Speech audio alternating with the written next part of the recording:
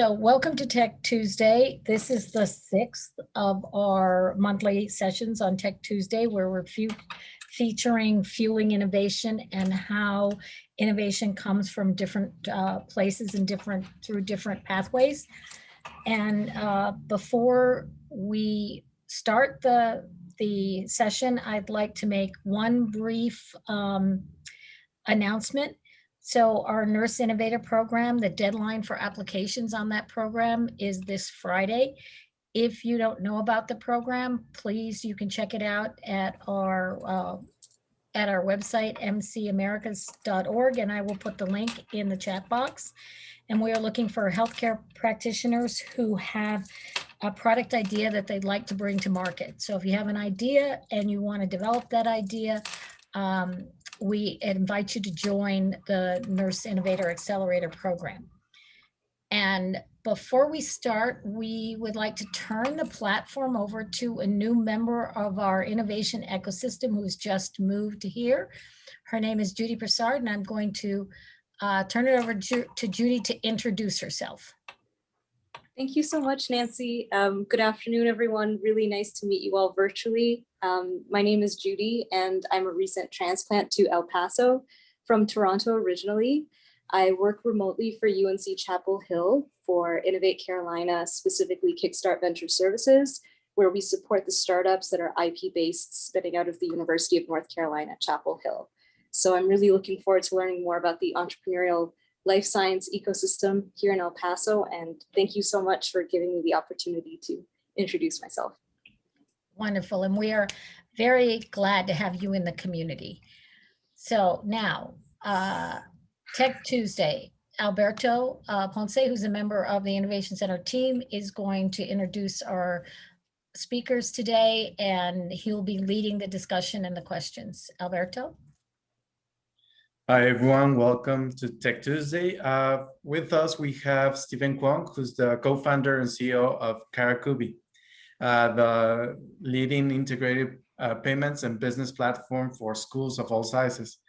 Featured as a thought leader on national media, including CNN, Forbes, and Inc. magazine. He currently serves as mentor on Invest Yodlee. I hope I pronounced that well. The FinTech Launchpad, and as an advisor to Arrowhead on NMSU. He has a bachelor's degrees on mass communication from the University of California in Berkeley. Erik Pavia is the entrepreneur at residence in the MCA Innovation Center. He has a company called Pantheon. It's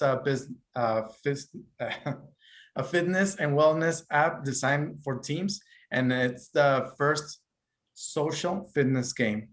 Erik has a bachelor's on business administration from UTEP and a law degree from Stanford University. And his experience goes back that through StartX, Stanford's accelerator program. He joined Notch at an ad analytics startup company as the head of operations, and later he returned to El Paso and founded Pantheon, and is right now a crucial part of the innovation ecosystem. So thank you, both of you, for joining in and having this discussion with us. Thank you, Alberto. Welcome. Thank you for having me. Thanks, man. Well, my introductions are pretty just on the top, on surface level. If you could start by giving us your pitch, what your company is, what your background is, that would be great. Should we start with you, Stephen? Sure. Well, first of all, thank you very much for having me. My name is Stephen Khuong. I'm the co-founder and CEO of Curacubby. We are a platform, software as a service platform, designed to help schools, children's services providers, camps, recreational departments of organizations of all sizes really manage and optimize back office administration. So think about all of the mundane things that human beings have to do in the back office to transfer data from one document to a spreadsheet and then file that. Our system essentially automates all of that process. And in addition to that, we integrate payment processing into that workflow as well. So that's what we do in a nutshell. Prior to that, I've had many different spans of my career, bootstrapping companies. I've been in fitness, I've been in tech recruiting, I've been in the music industry as well. So let me stop myself before I date myself too far back. So I'll pass the mic to Erik. Yeah, probably El Paso and out there in California. Erik, would you mind giving us a bit about your background? Yeah, so I'm the co-founder and CEO of a company called Pantheon. We're a pre-seed stage company, still very early stage, but we're essentially building a social fitness network. We're moving social fitness away from the era of like social 2.0, which is like Facebook and Instagram, and more into what I'm calling social 3.0, which is looks like, you know, gaming and the social networks around games, so Fortnite and Roblox. So I founded a company a couple of years ago, you know, jumped from my previous job, Notch, into Pantheon in late 2019, just before COVID.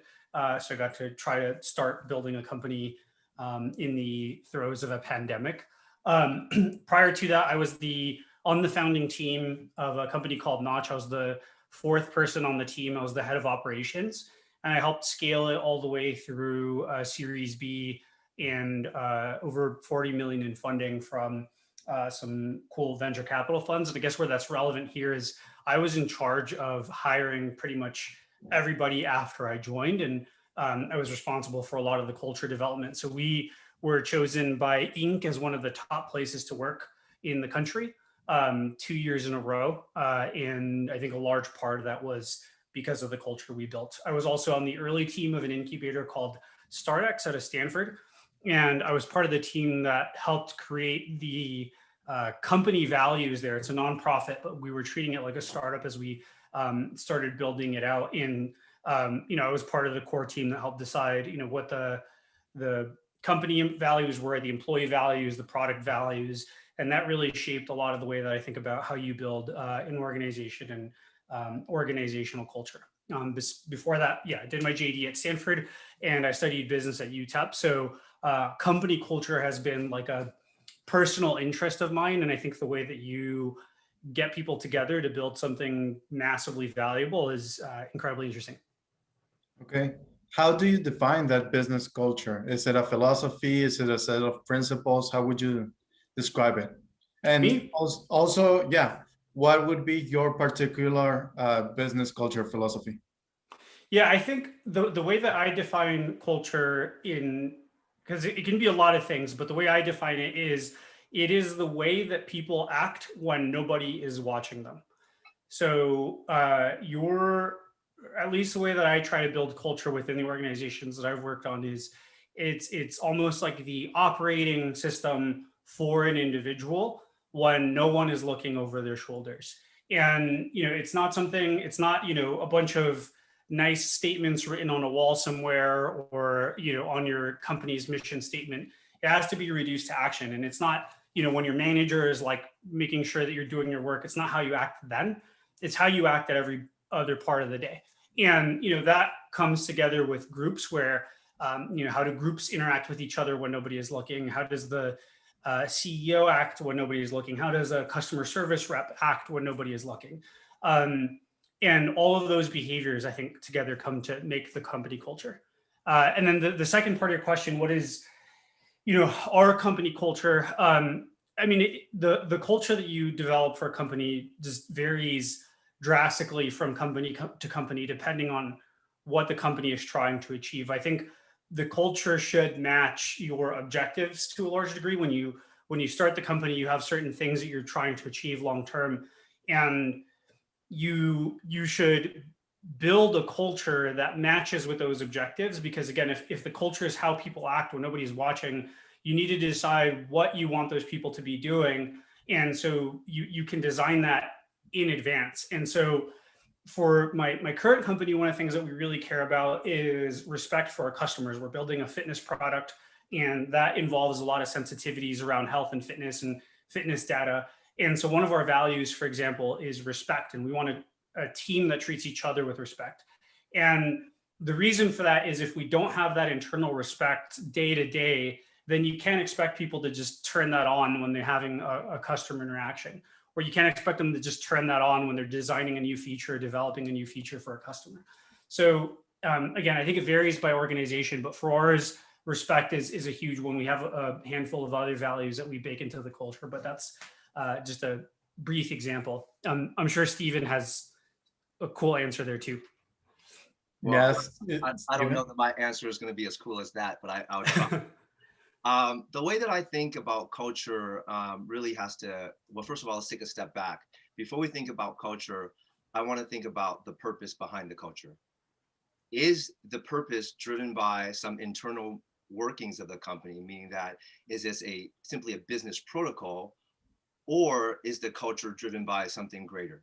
So for instance, at our company, we're looking to make an impact on the education industry, meaning that we see things that can be disrupted in a good way to make it so that teachers, administrators, anyone that's working in that particular vertical should be doing less work so they can focus on the quality of education for our children. So the driver behind our culture is impacting education and thinking about what our children are going to excel at or improve upon as they get older, right? So as we think about that, we want to also make sure that our employees, our team members, anyone that we bring into the organization to support that cause, feel that. So there needs to be, in my opinion, a lot of passion behind the culture. So it's not simply just culture as mechanism, but culture as passion, culture as the driver to meet the mission statement. So as we develop our protocols and our processes to fulfill that, we always have to take a step back and ask ourselves, is what we're doing supporting that mission? Okay, so you both explained an example, the passion part or the respect. How does that specifically translate into relationships or actions? You mentioned that that's what you promote as a culture, but in the day-to-day, how does that look? Stephen, that you've just mentioned. Yeah, so you think about, passion. So, if we're not creating an environment for our team members to come to work where they're passionate about what we're doing, then we're doing something wrong. We don't want our employees to come to work to think about checking off a list of tasks. There are many companies that can fulfill that. What we want to do is we want to, gosh, I hate to use this word because it's so played out. Innovate. We want to innovate how our employees think about work. In my perspective, work should be 30% taking care of what needs to be done, 30% creative time to really think outside of the box, to bring some crazy ideas that you can may never be able to reach. That 30% is really, really important. The other 30%, it's about, meeting the customer's needs, engaging with the customers, be very, very tight with what's happening in the industry. And then you have 10% of flex time to put out fires, to do everything else that's not contained there. But the 30, 30, 30, that's the basis, the foundation of what our culture looks like. Okay, that's a great way of putting it, like very visual and informative. Erik, how does the respect part actually translate into actions and relationships? Yeah, I mean, it's a little different for my company right now because we're tiny. It's me and my co-founder and like a handful of part-time, junior part-time employees. But I think, to give you an example from my prior company, we had a different set of values, but one of the areas where our culture was really important is that when you're building something and moving forward incredibly fast, you don't necessarily have the time to manage every single decision that's getting made by every single one of your employees. And the culture plays a very important part for helping people make those decisions on their own and making them in a way that promotes what the company's objectives are. And so one area where, having a culture is incredibly important is it just reduces the oversight and the management time and the decision making difficulty, right? Even for the employee. If you're a junior employee and you have a great culture around, how the team is supposed to function, you can make those decisions on your own without needing to go to a manager and ask for permission or whatever, because it's been baked into your day-to-day action. So I think, on a day-to-day basis, it makes your team a lot more effective and a lot more efficient because people are empowered to make decisions on their own about whatever it is that they might be working on, whether it's product, customer service, marketing, whatever. So it does have, again, I think if you do a great job of building your culture and you build it in the right way, it's not just, website decoration. It's actually really practical and useful for the team. Okay. What would you say are, if you could boil down all of that wisdom and knowledge of business culture into specific lessons or actionable points, what are the best practices? What are the lessons or tips and tricks? Or what can you say are the main points on business culture? Erik, if you'd like to. Yeah, I was going to say, Steven, go first because I need to think about that. Okay, Steven. All right, tag, I'm it. Okay, I'll play. Recently, we were interviewed by Forbes, and there was this article about just employee burnout. And, they wanted to know what we're doing about employee burnout. So ironically, a month before we were contacted by Forbes, we actually implemented a policy about communicating through Slack and email messages. So for example, at our company, if you're going to email someone after business hours, you have to schedule it. So in other words, if it's like 5:30 p.m. Pacific time, and we know that for that particular line function, they should be off of work, they can email, but they have to schedule send for the next morning so that the next employee doesn't get dinged after work and get stressed out. So we're really conscientious these days about mental health, about how we protect our employees and our team workers' mental health. Because you can imagine that at a startup company where we're moving at light speed, every single message is an important message. Every single message could be a potential fire. So that's just a lot of stress. And same thing with Slack. When we're on Slack, there's 50 different channels that are going back and forth, product development, support, payment operations, on and on and on. And every time someone posts a message on Slack, you get a little dinger on your phone. So that's horrible. So what we've done on Slack is the same thing. There's one channel for after hours, and everybody is muted from that channel except for the person that's designated to be on that channel for that particular day. So we're running rotations after hours. So those are some of the things, more pragmatic things that we've done to help our employees. The other thing that we've just done recently is that we've mandated 15% of the work week as personal creative projects. So every week, our employees need to look at their calendar and block off 15% of the time to do work that's not work related. It can be work related, but it really shouldn't be. It should be like a creative project, something that's going to inspire them. And in turn, we believe that's going to make for just a healthier mindset. And with those healthier mindsets, better attitude, more spiritual balance, you're coming in there with a lot of rejuvenation. So those are some of the key things that we've done. And so far it's been really great. Yeah, those culture things go beyond just how you work, right? It's all of the things are around it, the habits and all the other actions. Erik, would you like to tag in now? Get tagged in. Yeah. Again, I think one of I'll use a pragmatic lesson that I learned from my prior company. One of the most important things that I think you can do when building your culture is to not fall into the trap of thinking that perks are culture. So I saw us fall into this a little bit with my old job, and we had to do some work to dig out of this, which is, we did a lot of the fun startup things where you got free lunch at the office, or you had like food delivered to you, and we had like whatever, healthy snacks at the office, and we had like a cool, fun office in Manhattan. And people love that stuff. It's really important and it's really valuable, but that is not your culture. The problem that we came across is that when we started hiring remote, we were growing, we were expanding, we needed to have a West Coast office.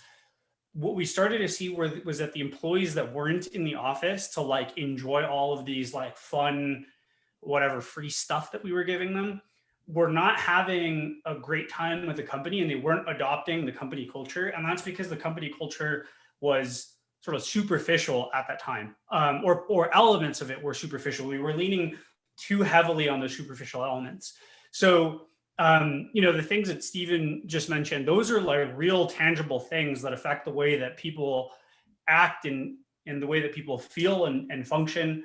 And so those contribute to developing a culture. And all the like fun, superficial things are nice, but I think that's like if we're talking about practical tips, don't think that giving your employees like a fun startup t-shirt and free lunch is going to give you like a good startup culture. It's got to run a lot deeper than that. Okay. What do you both think about using metrics and measuring the culture part? This is open to anyone who would like to start. Erik, So my personal take with it, again, I think it depends on the company that you're trying to build and the objectives that you're trying to achieve.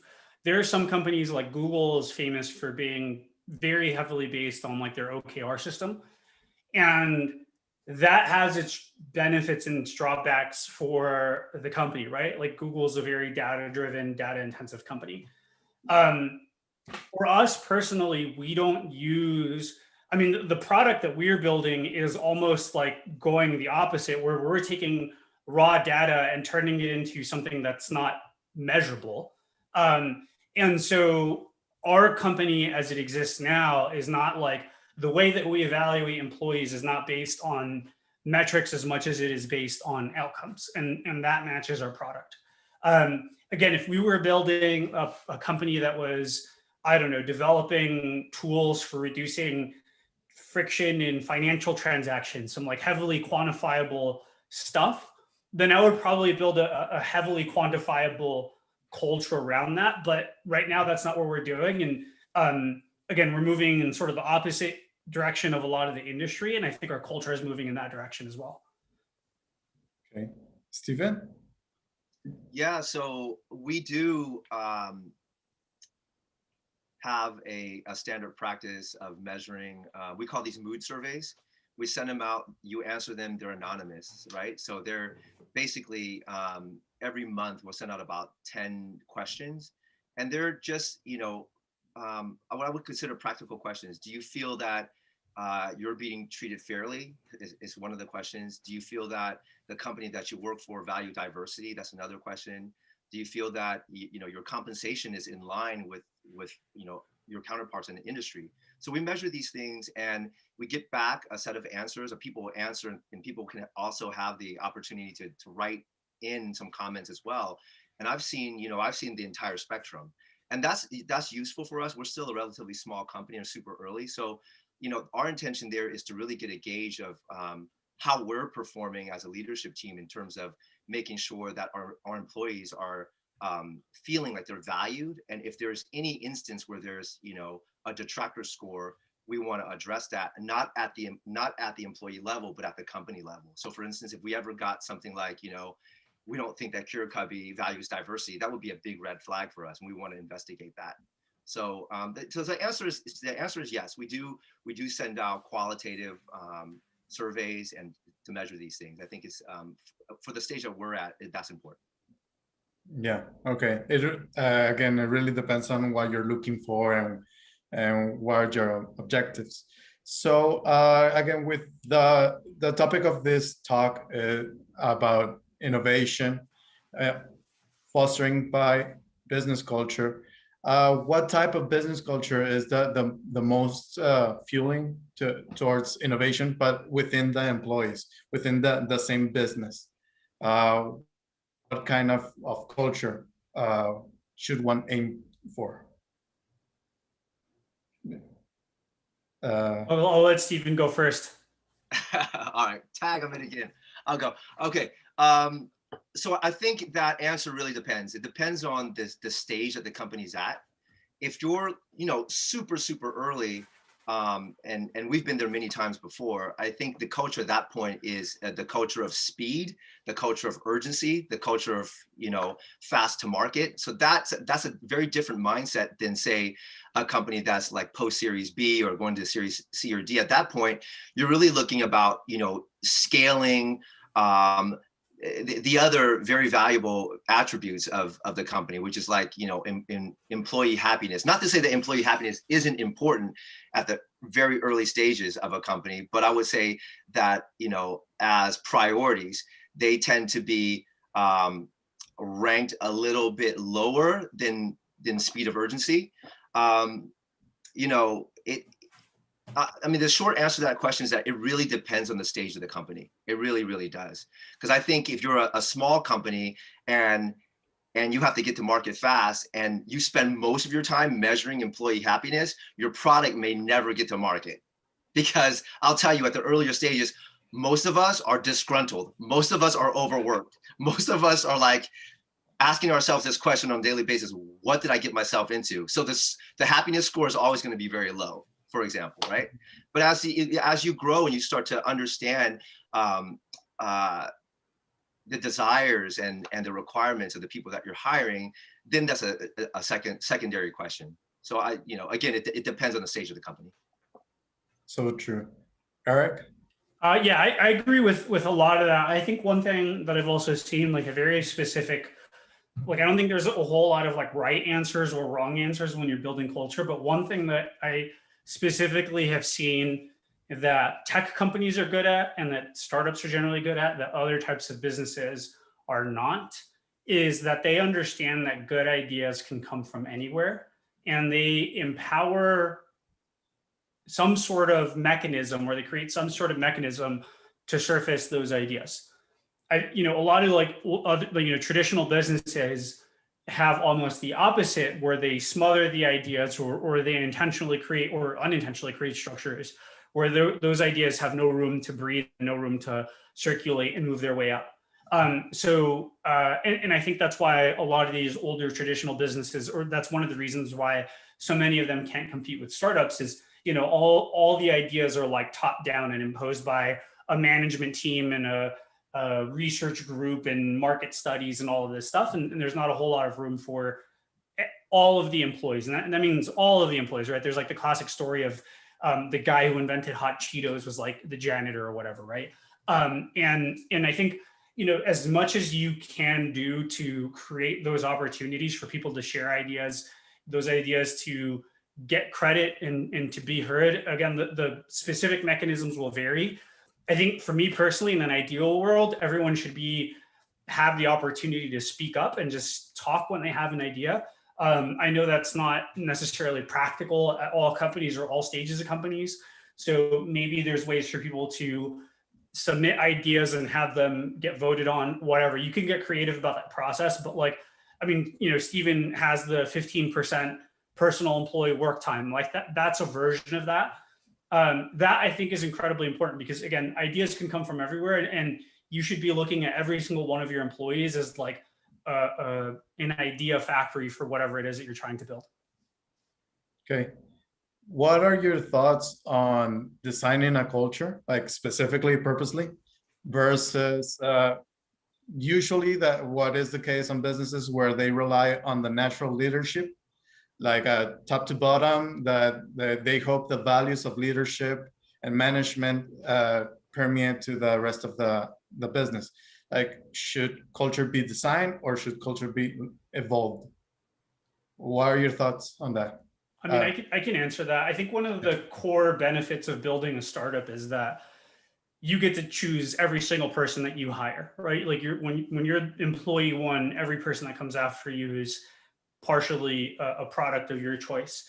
And so, I mean, there's room for building culture from the top, but as you hire people, you should be selecting for people that are going to contribute to and build up on your culture in a way that you want. I think it's, you see a lot of companies that will hire people that look exactly like them and think exactly like them. I think that's also a mistake. We used to talk about not culture fit, but culture ads a lot at my prior company. So hiring people that are going to contribute to the culture in a positive way. So it's almost like growing a little tree where you get to choose what what the branches are gonna look like. So when you have the opportunity to do that, when you have the opportunity to choose every single employee that walks through your door, then you don't necessarily have to impose a culture necessarily, because you've self-selected for the people that are going to push the company forward in the ways that you want. I think if that is probably, in my opinion, the most important step in making sure that your employees are, again, pushing the culture in the direction that you want, because it's really hard to change who a person is fundamentally and some of their more ingrained habits if they don't already align with what you're trying to do. Now, I understand that's a very founder's perspective, like the startup beginning a business. What would you think would change for companies that are already established, small, medium, even large companies with more employees, designing a culture versus like hiring a new leadership and trying to change that culture top down? I have no answers because I've never worked in a company like that, so I'll let Steven jump in. Yeah, so I tend to think about your question in terms of sports. I'll use basketball for example, right? So a team to be effective should basically follow the same playbook, so that every single player on that team understands the plays and they're not confused by that. However, that playbook needs to be iterated from season to season. So what you're playing preseason and postseason and going into championships are completely different. So for mid-sized organizations, I think you do need to drive down some foundation from the top down. Okay, that being said, going back to the sports team analogy, as you're getting to know your players, you're going to want to get their input at some point, right? Because you can call these plays all day long, but if your players are making moves that are better than the playbook that you've installed, it's to your benefit to get that input. So iteration is critical as we're growing. We're facing that now. 2 years ago, most of the cultural impacts were being driven down by the leadership team. I'll say this, today, last week, this week, most of our input is coming from our employees. So iteration, and that may change as well as we grow into the next stage of the company. It may be another kind of top-down driven policy. We don't know yet, but I think you're going to be able to get more employee input into that cultural perspective as the team as a whole develop trust, and I think that trust thing has to be there. Okay, and again, this thinking about how does it translate to bigger organizations? For example, here where we have thousands of employees, even if the employees are not in a single location, how does that business culture design or leadership translate into the virtual setting of nowadays? I think it really just depends on the objectives of the company. Going back to the mission statement, and we'll use Amazon and Google for a comparative analysis. I mean, those companies' cultures couldn't be further apart, right? And there's not one right or wrong answer there. They're just different. And I think having that diversity is important as well, because you're going to have some people that are going to flock towards the Google philosophy, and then you're going to have some people that love the Amazon philosophy, and right by their shareholders. So it just really depends on so many variables. But I think at the end of the day, there is no one right answer per se. And I think, Alberto, to get to the question about like how do you change the culture of a large existing organization, I think it's incredibly difficult. And it takes a lot of time.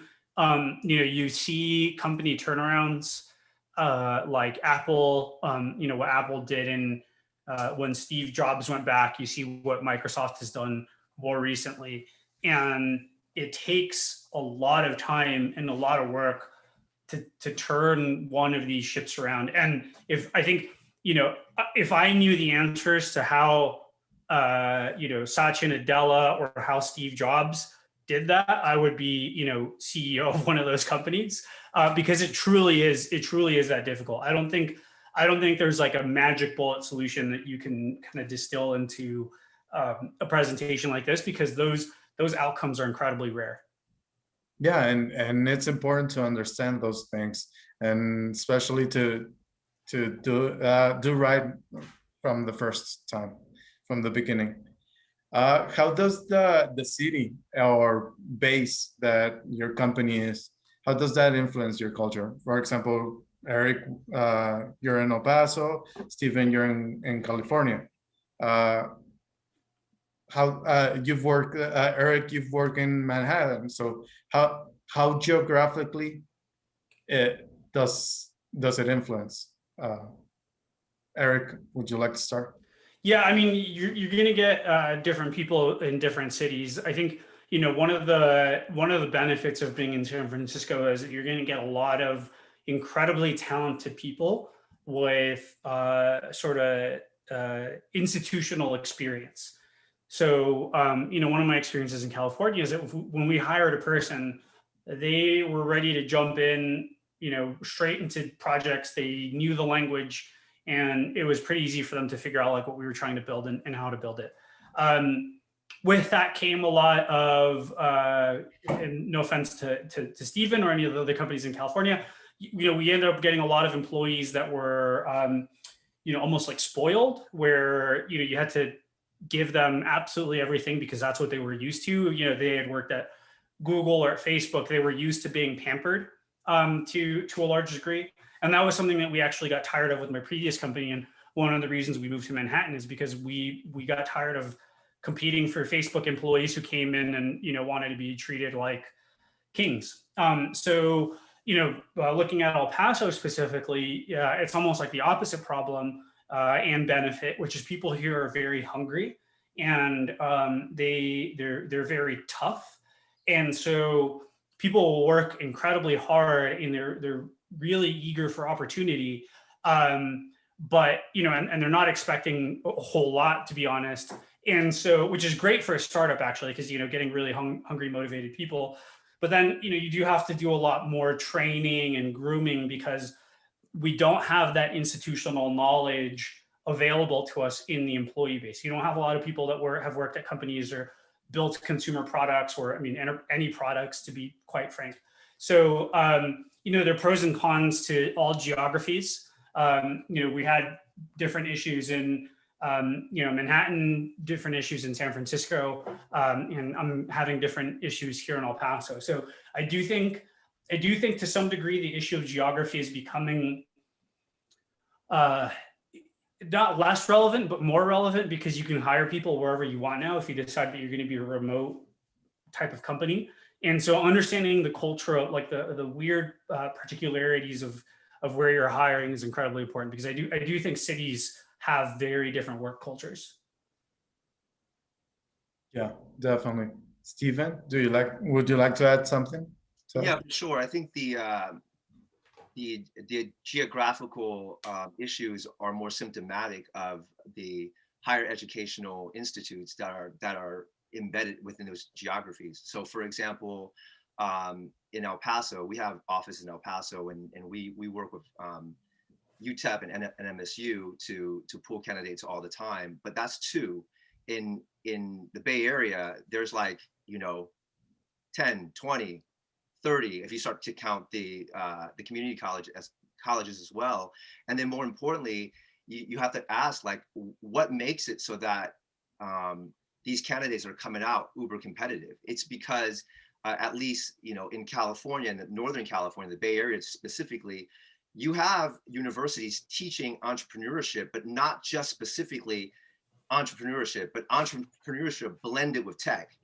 So if you start to foster those sort of educational programs, I think you can replicate what's happening in the Silicon Valley, across many metros in the U.S., in Utah, in El Paso, in Tennessee. But it really comes down to at the very early stages, elementary school, middle school, high school. By the time they get to higher ed, these guys are already primed to be entrepreneurs in the startup world. Like, I do mentorship with high school students as well as with freshmen and sophomores in college.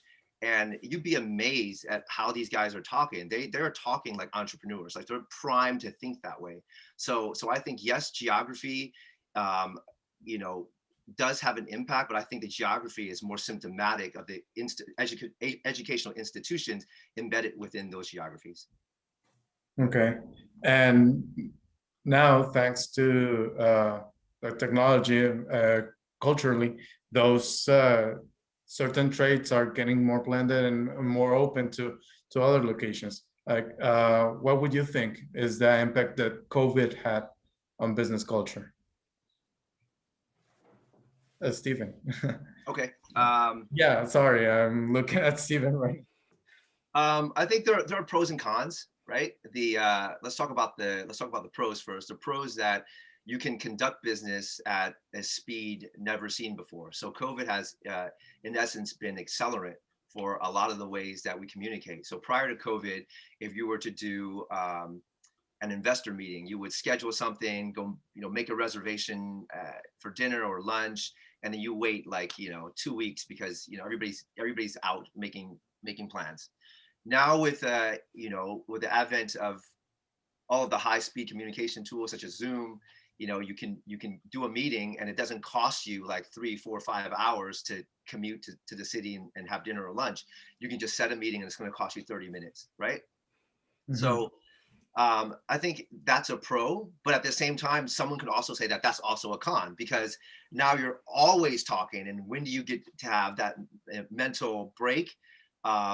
In addition to that, I don't know what the totality is, but I'm sure that, being on the computer this much can definitely have a negative impact on mental health. And I'm sure there's been a lot of studies going on that would talk about these things. Certainly at our company, we've seen it, take a turn not for the better. So we're trying to find a right balance. It's still a work in progress. We're still trying to understand the impact of the pandemic with work from home and so on and so forth. In the Valley itself, we've seen a drastic change from companies saying that, hey, we're going to institute work from home permanently, to some companies saying, now you got to come back to work in September. So things are changing all the time. So we'll see. It's been a mixed bag so far. Okay. Erik, what have you seen? Yeah, I think one of the big challenges that we're seeing right now is that a lot of the cultural things that sort of happen from live interpersonal connection are just gone. So, when you hang out with, especially in the early stages of a startup, when we first starting Notch, there were like 9 of us in an office together, 60 hours a week. And we had, shared jokes and shared weird language. And, there are certain bonds between us that carried us through very difficult times. And, I think helped us scale out once we started getting to scale, hiring more than 10 employees, helped us scale that culture out, because the 9 kind of original people on the team had such a strong impact on the people around us. So one concern that I have right now building a company is how do we replicate that when, my co-founder's in Brooklyn.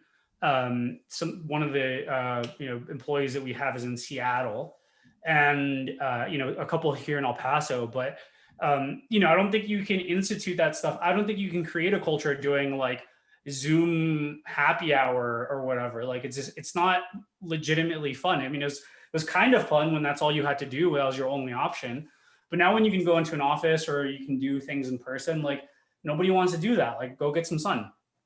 So that's a real challenge, trying to take advantage of these very real benefits of being able to hire from everywhere, these very real benefits of being able to conduct business, again, significantly more efficiently. Those are some very real benefits, but we're currently wrestling with how do we make sure that the next couple of my co-founder and I also worked together at my previous company, so we have that bond already built between us.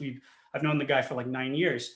So, employee number 3 or co-founder, number 2 or 3, I guess, whatever we decide to do next, that's going to be very difficult. And so we actually just had a call today where we're like, maybe I should just go to Brooklyn for 6 months, or he needs to come to El Paso for 6 months. And, the next person we hire needs to spend like a solid 6 months in a city with us to like get some of that. I don't know when and how you replicate that. I know people are working on products in like virtual reality and all of these other things. I don't know how and when you replicate that without being in person. But that's a very real concern for me personally. There are companies that have been remote forever, and they have like a writing first work process, or they've been able to figure out how to make that happen. But again, I think for what we're trying to do specifically, the way that we're trying to innovate in our market, we think it's important to have that shared language and that shared history. Yeah, that's awesome. I would like to remind everyone that you can write any questions you have to the speakers on the chat box, and we can ask them at the end. This is actually the final question. What do you think moving forward the business culture needs are gonna change in the near future, like in the next 2, 3, maybe even 5 years?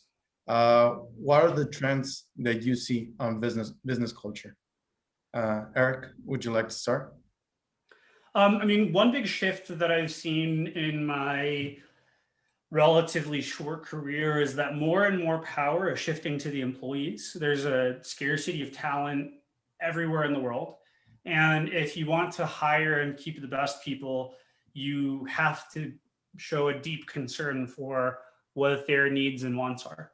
And that has changed in the time that I've been working. And I see that just compounding more over time.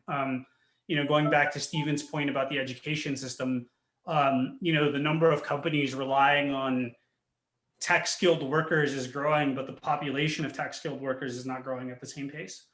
And so figuring out how to make yourself an appealing place for employees, I think, is going to be one of the biggest challenges that any company has. I started noticing this, I think maybe it was in 2013 or 2014. I think maybe I saw some companies going public, and they started listing as one of their risk factors in their S1s that they were worried about their ability to hire employees. These are public companies with billions in funding, and they're worried about being able to hire. So if you're a startup or you're a small business or your local business, you're going to be subject to the same competitive pressure because of, again, this relatively decreasing talent pool and the increased opportunity of remote work. As an employee, that's great for you because it means that you have more of a pick of where you're going to work, and there's greater opportunity. But for me, as I think of how I build my company over the next 3 to 5 years, I want to make sure that I have a compelling vision, a compelling mission, a compelling product, and that I treat people in the way that they're going to want to come work for me because I know they can go work wherever it is that they want. Stephen, would you like to add anything to that? Yeah, for sure. I think there's going to be a huge impact on family life and how we think about work in the traditional sense. For a long time, we thought about work as a 9 to 5. Some people still call it 9 to 5. But as these remote teams are becoming more globally distributed, I often wonder, it's happening with our company right now, I often wonder how teams in different time zones are going to have to come together and communicate, considering our 9 to 5 is very different than our engineer in Greece. And how does that impact his family? How does that impact his relationship with his son? We're already seeing some evidence of that even with our employees in El Paso, because the cultural traditions in El Paso, I've come to find out are still quite different than what we have here in the Silicon Valley. So I think with you know, in the next 2 to 3 years, I would keep an eye out for how work, particularly work from home, and our new concepts of work, working hours, working engagement, how that's going to have an impact on family life, you know, marriages, the predictor of when to have children, all of that stuff. I mean, we've seen it already, but I think there's going to be an even more drastic change coming in the near future. Yeah, the business to personal life ratio needs adjustment with all of this work from home and work remotely. Great. So with that, we've come to the end of our questions. If nobody in the audience would like to ask any questions, I would just like to thank Stephen and Erik so much for being here. Thank you. It's been a pleasure to be here. Thank you for having me. Yeah. Question. Yeah, Emma has a question. Would you like I'm to just go not ahead? fast enough to type it in the chat. So it's a question about, I guess, generational differences. You guys are both young entrepreneurs, right? But still leading these. I'm actually a dinosaur. I am. I really am. There are dinosaurs older than us. And so just wondering about your thoughts and impressions on management teams of different generations and how their, you know, observations you've made about how they're dealing with the pandemic, with the work from home thing, with the whole startup culture. Because that's a reality. And I think in different cities, you might have bigger control by different generations. Yeah, I think that's a super relevant question. You know, Emma, I've pondered upon this, you know, a lot.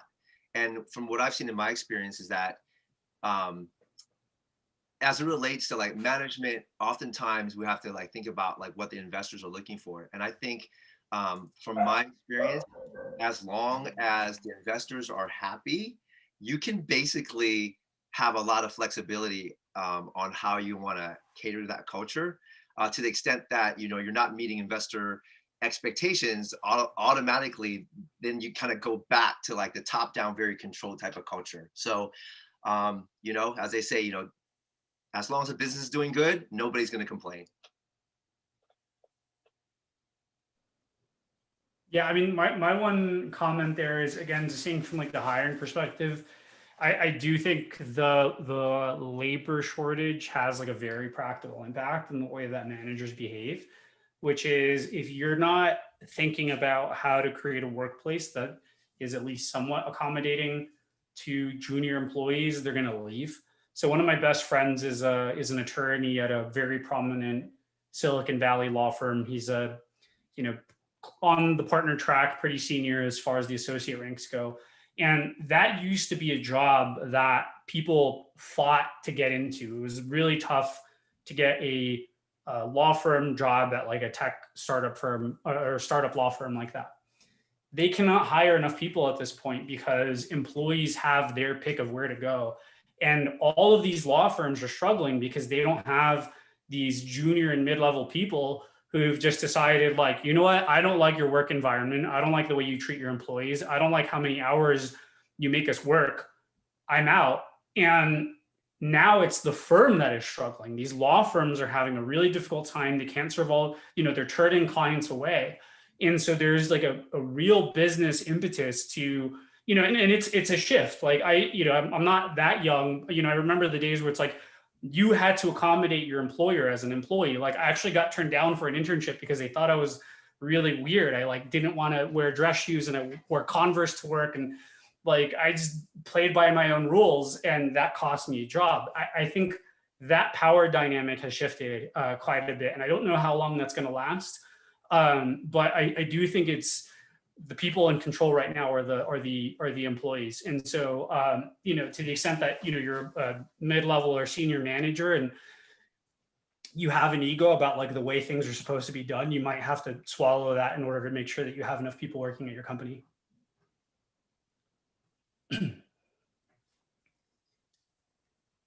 Awesome responses. Thank you so much. Anyone else? Another question? I think there's a question in the chat. It just popped up. Okay.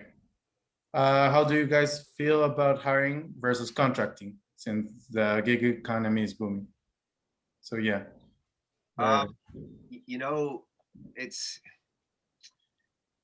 there's pros and cons. You know, at some point, if you're a startup, you really have no choice but to outsource, just because, you know, per Erik's statement earlier, it's sometimes it's difficult to find the level of talent to bring them in and make them W-2s.